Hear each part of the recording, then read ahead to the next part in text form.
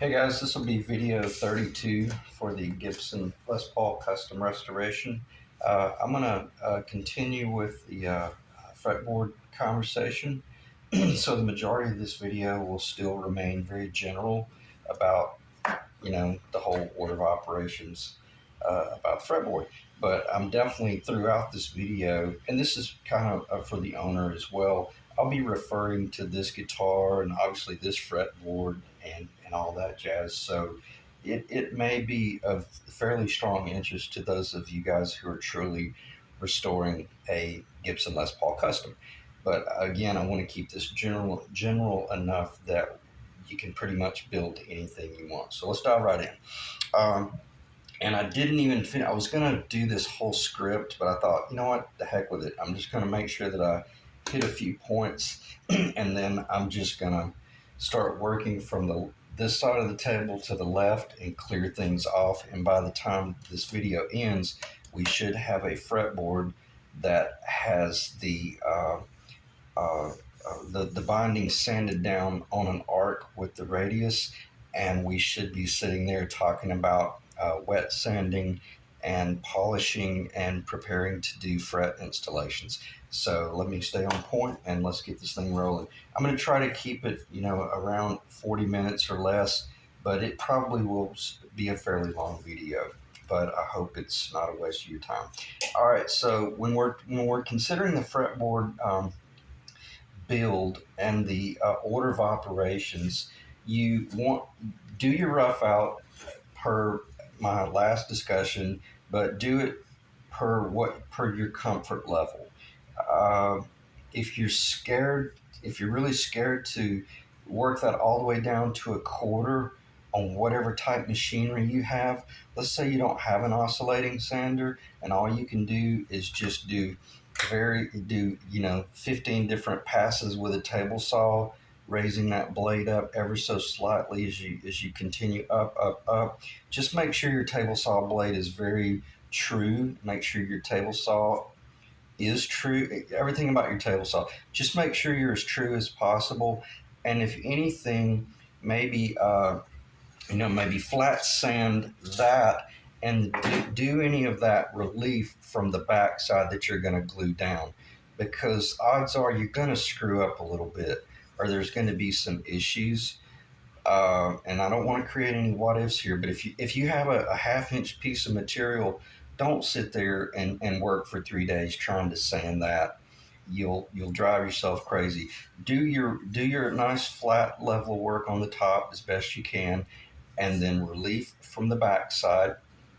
But keep in mind, if you're not doing any binding and you score the back side of that real bad, that's going to show when you glue it. When you glue it to your maple, because you can see that little bit of maple right there on the back. It's amazing how much. I wish I had a dark piece of wood. It's amazing how much will be revealed. So why do they do binding? Odds are not Gibson, just in general, for the most part, binding and tinting like sunburst finishes, the dark chocolate brown, that was typically to cover mistakes or imperfections in the wood. It wasn't a pursuit to make something beautiful in sunburst. It was to cover, a three-piece top where there was only a half-inch piece of material that was added, to make certain that things like that don't show.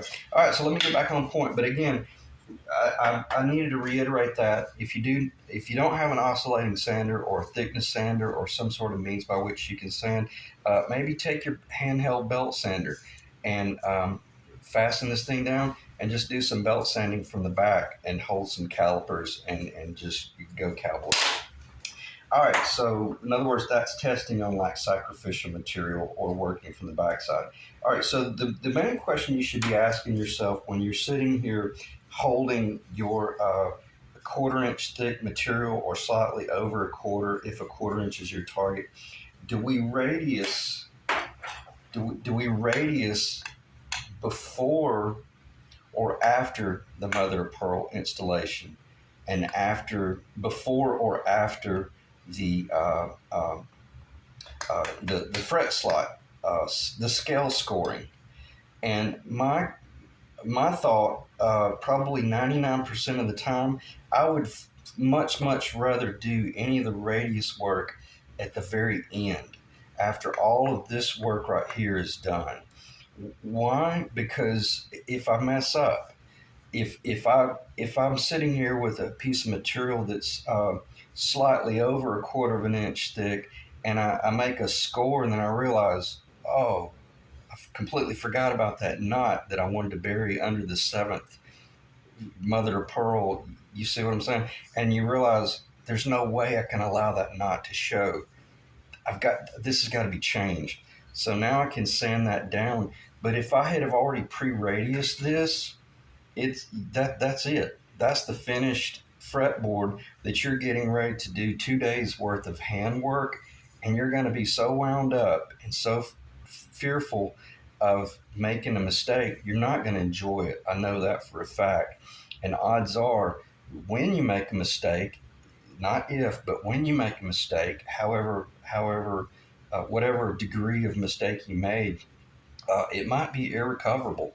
You might have just passed that threshold. So I say S4S it, taper it to your target, and if you're doing binding, engineer it per the binding. And if you're not doing binding, then go ahead and on that final jig pass taper, go ahead and get it very close to your target. If your target is 1 11/16 of an inch, 1 3/4 of an inch on that pass is very close. We're only talking about having to sand off a 32nd of an inch on that. And I shouldn't be using a short block. I would be using a real long block or a file to do some final sanding down to my target. So S4S it, meaning this is flat, it's all square. Then do your scale layout starting at the nut.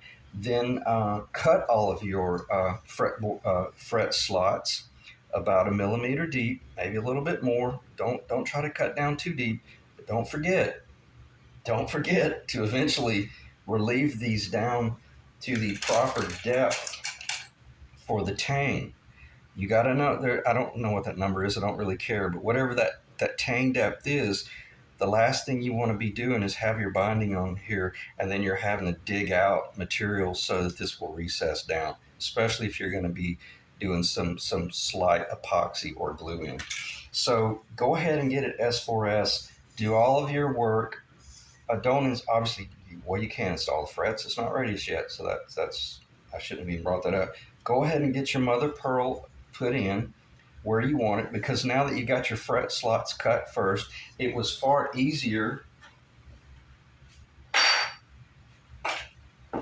It was far easier to have some sort of squaring tool that lays flat on a surface and is, scored, rather than if it's a radius surface. That's self-explanatory, because if you start trying to cut a straight line across a radius surface, and you're looking at it from just the slightest amount of the left side of the cut versus the right side, if you're left hand or right hand, odds are you're going to do, I guess the word would be cattywamped. I guess I don't really know what that word means, but you wouldn't have a true straight line. It might be visually straight, but it would be visually straight on an elliptical plane, and that's just visual perception. So stay flat, stay square, trust your jig. If your jig is true, then relax and start laying out your fret slots according to your scale. Keep it square. And I even consulted with Stuart McDonald. I shot him a message and asked him, because I had never done this before, all this mother of pearl and all this fret slots cut, because I got to thinking, I thought, you know what? I wonder if I can just take this radiusing bit here and radius every bit of that work that I've done. And even the tech shot me a message back and said, I can't guarantee that you're not going to chip out the mother pearl. As soon as I read that line, I could have closed the email, because I had already convinced myself it would be absurd to take this candy bar after we had done all this work and destroy it by some sort of crazy chip out. So even if it took me 6 hours or a day and a half to do this radius work with by hand, it was much safer. So I got a little bit long-winded there, but I think it's in hindsight, it's probably good information to cover. And I guess I brought it up because I didn't cover that in the last video. There's two different ways to do it.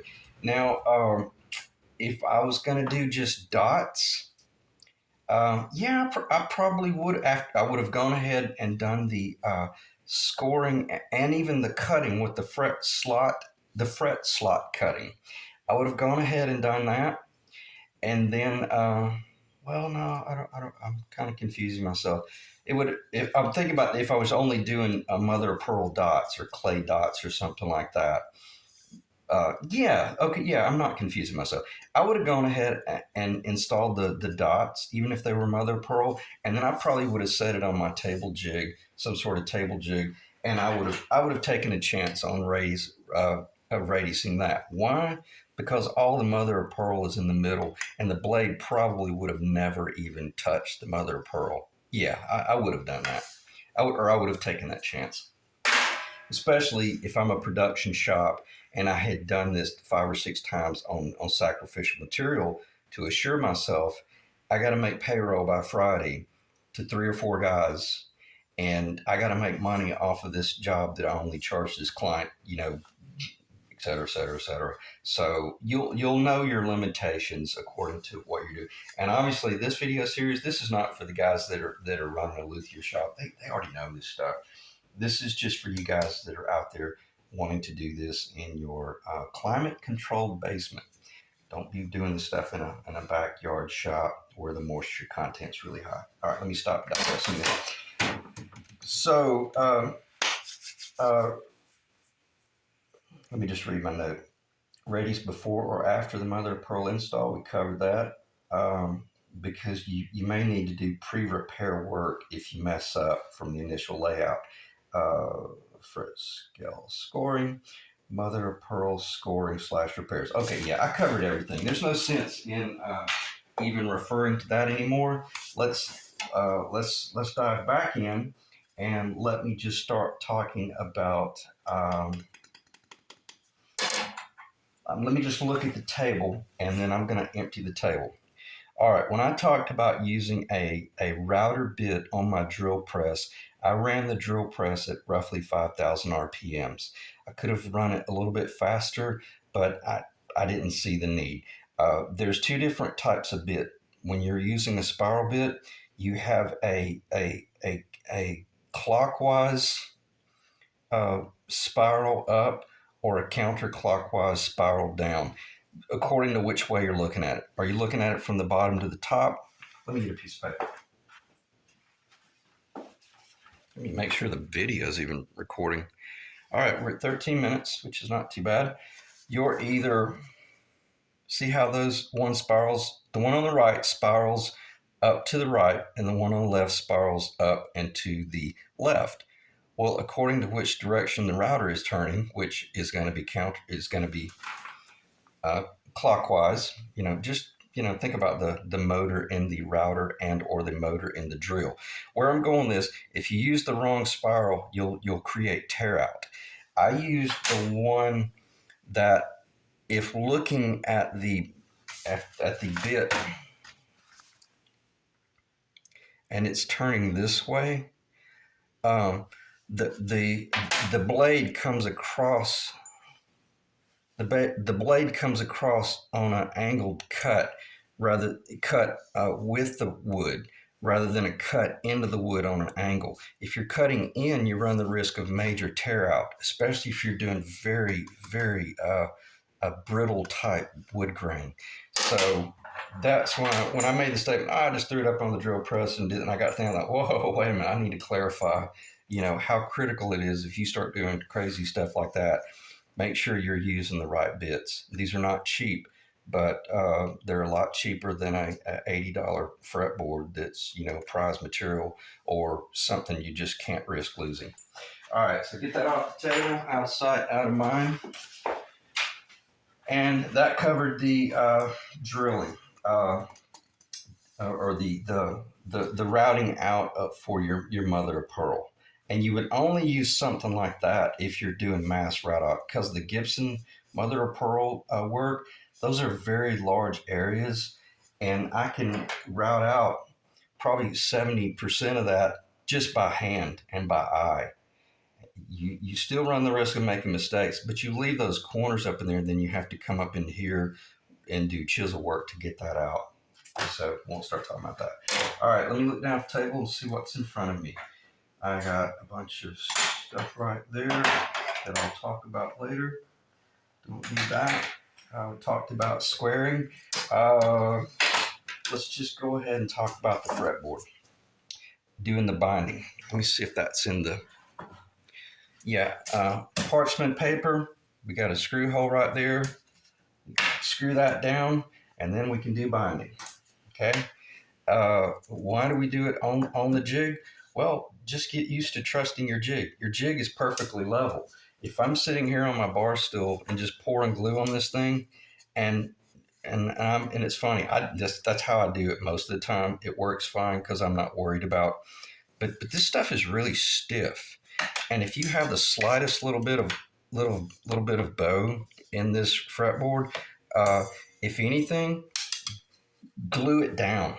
Make certain that it's perfectly flat. You should have already addressed that by now, but when this is laying up here on the parchment, like this, and you're getting ready to fret, you're getting ready to do the binding, you do the end first, and maybe take a heat gun. You'd be surprised. Oh, I'll be able to work with that. You'd be shocked how much pressure it is, that little bow right there. So maybe take your heat gun, gentle heat. Don't melt it. If it distorts, it'll be hard to press level. But you have to determine, do I want to glue this with the bow in the middle? I'd probably be more wise than versus, and I'm glad I'm thinking about this. These are the crazy things that you'll grab up a piece of binding and you'll glue it like this, and then you'll try to push that stiff corner, and that stiff corner will fight you. And if you sneeze or if you look over at something and you let go, that little thing will jump loose. Now air has attacked your glue, and you'll have an inferior bond. So probably wise, go ahead and be careful being wasteful with your material versus being, I'm going to lay that up there because I might do some referencing back to our 25.5-inch scale.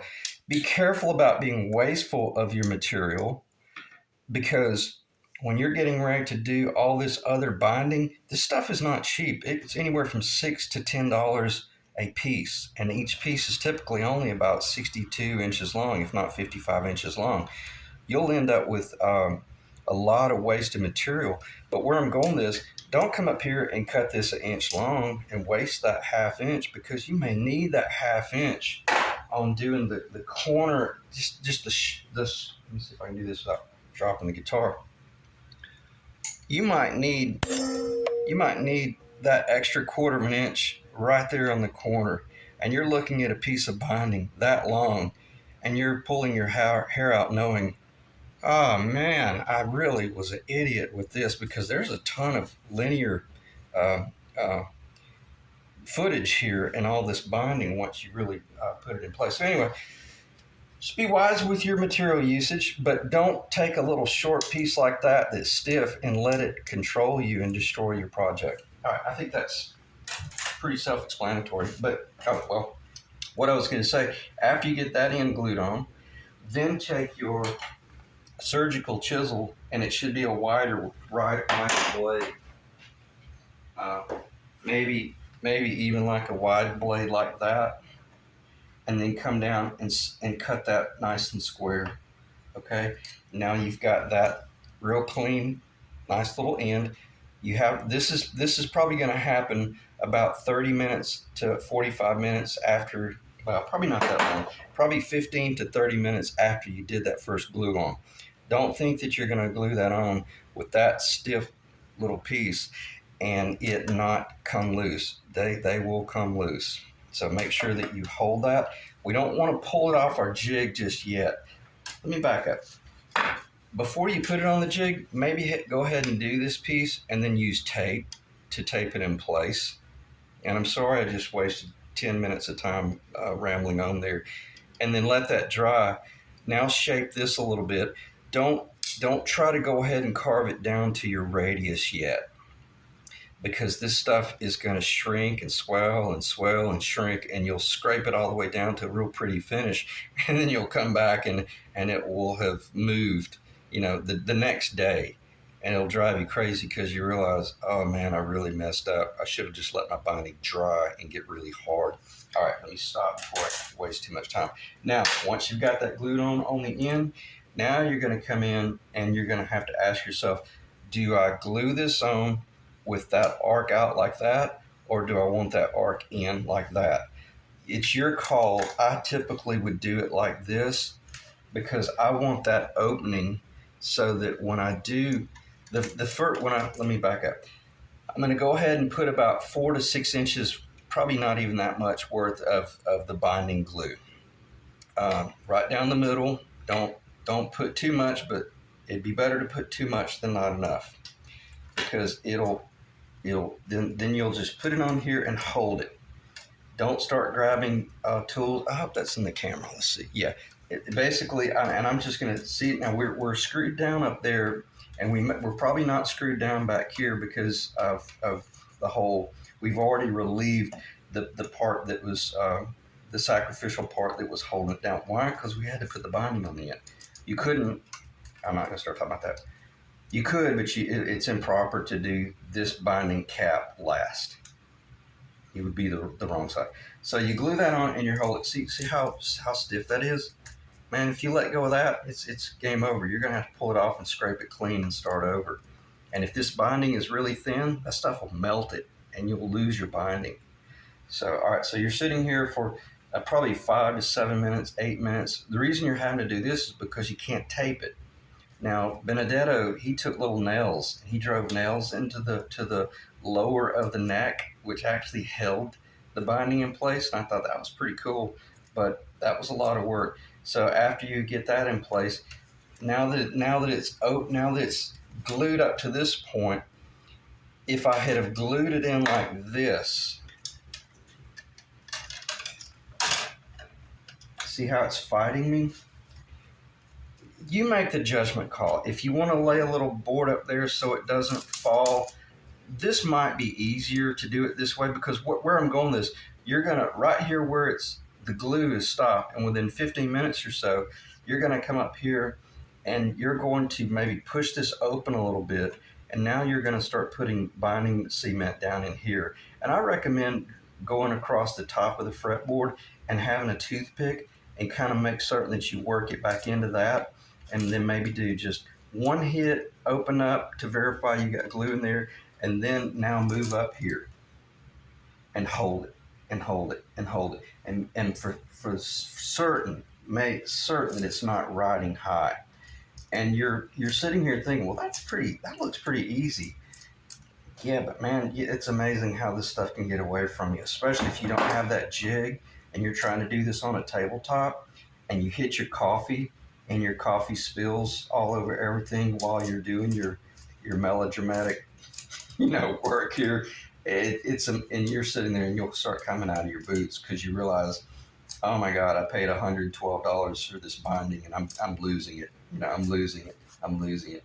And anyway, that's, but see, look at it, man. It's so, stuff is of the devil, man. And you can heat, and it's amazing. You can straighten it out, and you can heat it up, and you lay it on the table, and you look over there, and it's curled back up. So, all right, a lot of info there. Let me get this off the table because I don't think I'll need that. I don't really see the need in talking about the strap. Yeah, because we're probably already way into the video. 24 minutes. Just look at it, build yourself one, or buy it from SteelMac taping station. That's a hacksaw blade, old hacksaw blade, and it is what it is. You can pull that little pin and pull that dowel out and load it up. I think I can load 3 different tape rings on here. This is just You don't have to use the frou-frou glue, or I mean the tape. You don't have to use anything fancy. This is right off the shelf from Home Depot, $2.98, contractor grade masking tape. Uh, don't use this type of stuff on a vintage guitar. You start putting any type of masking tape on a vintage lacquer sprayed guitar, you're going to end up in court because you will destroy that guitar. I'm not going to go there. Just proceed with caution, or let the pros do it. That's very dangerous work. But when you're doing this type of stuff, masking tape, little taping station. Is what I'm saying. All right, I scored this in order to hopefully get this off. Oh, well, I have to talk about that. Because when you're doing your taping, let's say I just glued that binding on, and I'm sitting there holding. It's all taped down here because after that dried. Let me back up. If you're doing it by hand, you can do it this way. But what I did after I did all of this, I'm glad I thought of this. This is pretty important because I would have confused you. After I did all of this press on binding, this took about 2.5 to 3 hours last night when I did all this binding. So just divide it into 4 or 5, and that'll give you an idea about how much time you should have spent with it.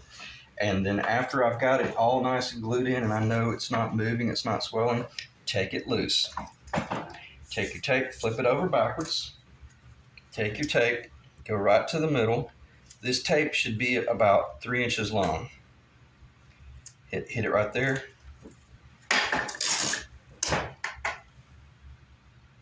This is it. This is the back side. Come across the back, and see the back of that should be roughly flat. Or this will also give you the opportunity to make sure that nothing crazy happened and this binding slipped up above the back surface of the fretboard. You do that, tear it off and start over if you can't get that to push down, because that's not going to work. So you've got your thumb on here, you pull across here with some pretty firm pressure, take it up to about that point, tear it off. Repeat the same thing on the other side, and then it'll do the exact same thing on that side, and let that dry overnight. That's what your fretboard should look like before you get ready to proceed to the next operation. And I tell you what I'm going to do. I'm going to try something here. I'm going to pause this video, and I'm going to take the tape off, and I'm going to hope that there's not a timer on the pause. And I really hope that this video starts back up. If not, this will be the end of this video, and I'll do another video, and we'll proceed, because I can already feel myself. I'm getting in a hurry, and I don't want to go there. I hate that. I want to slow down. So let me pause this and see what happens.